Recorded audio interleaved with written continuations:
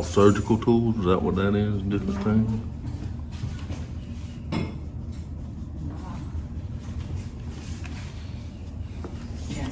More syringes. No. Use that. You can take your hand. I gotta get my tools. That's for large bones. Sit. Sit. Sit. Sit.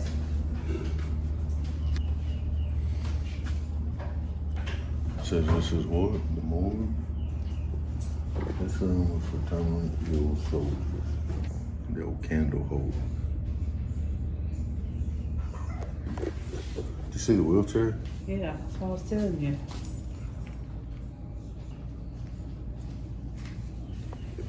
Wow.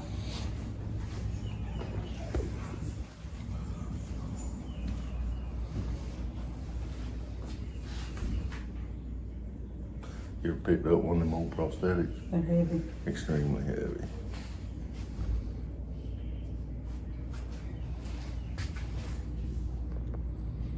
Bone splints.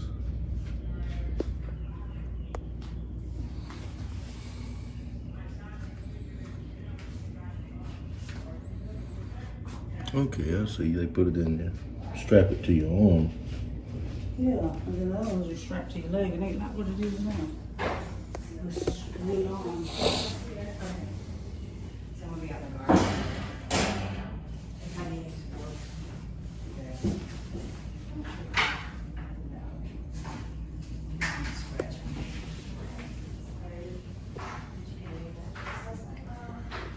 Pill roller. Is that, what is that? What do they do with that? Crush pills or what? But it ain't solid. It's still big. Look, tweezers. Mm-hmm.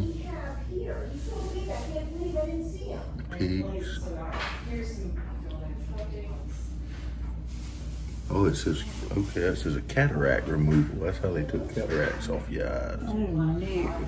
I'm sorry, I didn't hear what you It's said. called the four humors of the body theory. Are you familiar with that? No, ma'am. So their pre-germ theory at the time, the acceptance and practice of germ theory didn't come about till a lot later in the 1800s.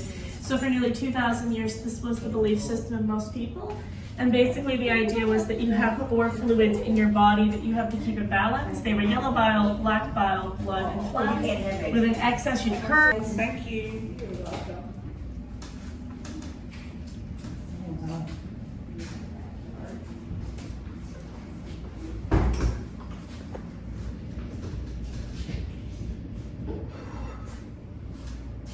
Look at the wood and crawl.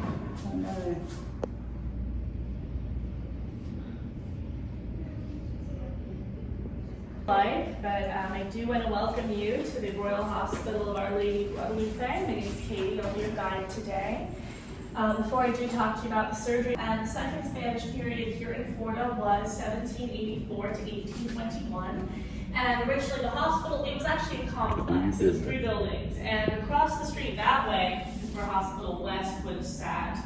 And unfortunately, Hospital West, in 18, there were a lot of fires back then.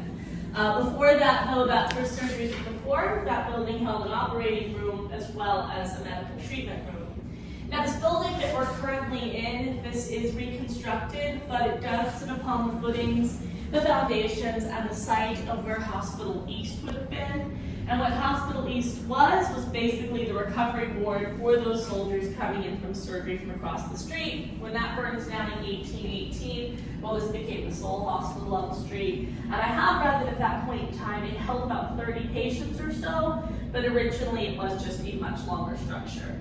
Then out back from that was our Apothecary's home, and there's a reconstruction of that out back, which we'll talk about later.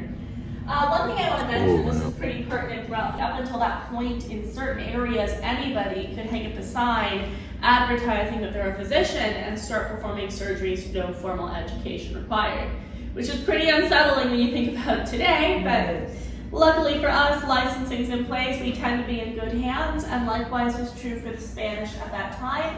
And that wasn't just evidence-based care to an extent, so they'd write down what worked during surgery, what didn't.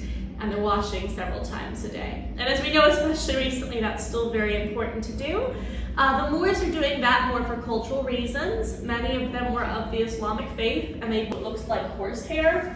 It isn't horsehair though, it's actually Spanish moss that's been processed.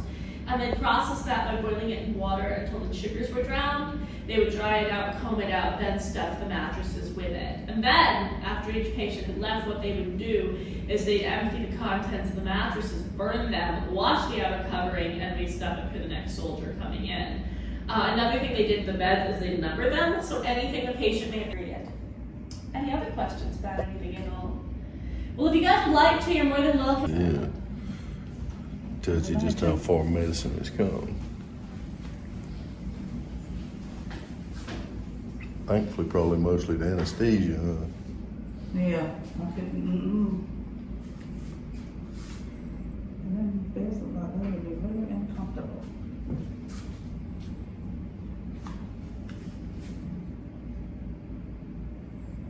And there's a reconstruction of that, which I will point out to you at the end of the tour, but I think that wasn't really necessary for him. An apothecary at this period did undergo apprenticeships to learn the trade, and in many cases, including his own, it was a family occupation. And often it did go from father to son, as it would have raised the natural melatonin levels in the soldier's body to much higher than normal.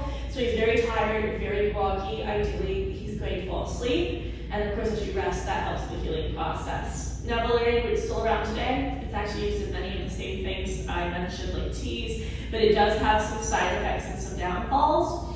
And one of the worst, a particular herbal ingredient on hand at one time, and you want to conserve what's there. And a good way to do that, tinctures, or seeds, or charcoal. It's none of those things. It's actually an insect. It's a little bug. Yeah, you got Another pill roller.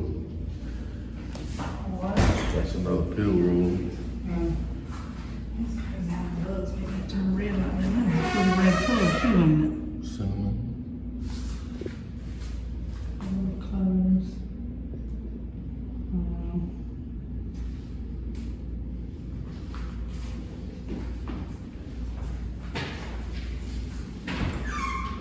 See the chocolate?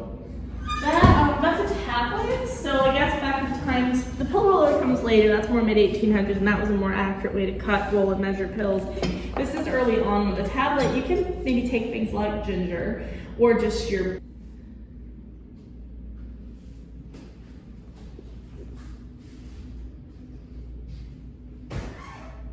This is our garden today. You might recognize a couple of things I didn't mention, but you can for birds.